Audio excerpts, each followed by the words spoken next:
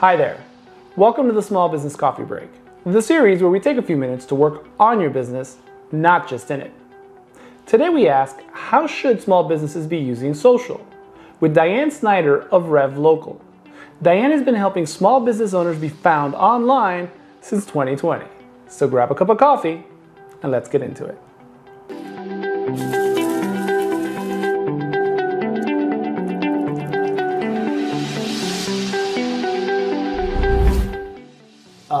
From an organic perspective, right? So, not necessarily an ad perspective. There's so much noise about how to post on social media, right? But I mean, there's some best practices that any small business can do. I mean, what are some just simple things any small business can do to, or should be doing when they're posting to social media? So one of the things that I feel is so integral in when you're posting is, number one, post frequently. You don't have to post every day. Not every business, not every industry needs to post every day. So don't get overwhelmed by that. But if you can post a minimum of twice a week, upwards towards like 3, 4, 5 times a week, depending on the industry, restaurants need every single day and different things. But when you're posting, brand your images. So make sure that your logo or your business name is present on every single image, because the whole reason you're posting is to keep your brand front of mind. If you're not posting your brand, if it's a cheeseburger and there's no branding, it could be Burger King. It doesn't necessarily mean that it is your restaurant. So make sure that you're creating that drool factor if that's what your business is.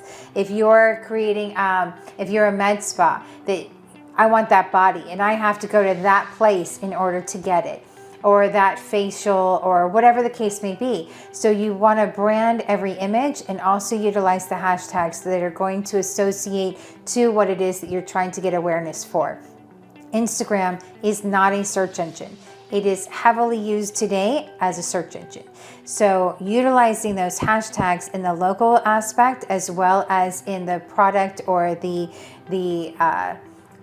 whatever you're posting about, utilizing those hashtags to drive in more business is the way to do it. You're looking for followers, you're looking for engagement, you're looking for visibility, credibility. A lot of people today will go to Google first, do their research, and then go to social media. That's the other thing, is make sure your social links are added to your Google business profile so that it creates that ease of use. So I find you on Google, I click on your Facebook, it takes me directly to your Facebook page. I go back, there's your Instagram, I click on your Instagram link, it takes me directly to your Instagram. Now I've done my research, I've validated your business, I've seen your about section, all the services as to what you do, boom, I'm in. You're right, you've made that decision before you even got there. Right. And it's funny because, when I know that I struggle sometimes when I'm trying to find posts or ideas to post, like how do you do the branding, right? A lot of times you're like, oh, I need to have my logo and put it on the bottom right. Sometimes it's as simple as putting it on a cup in the picture, or yes, in on a shirt, or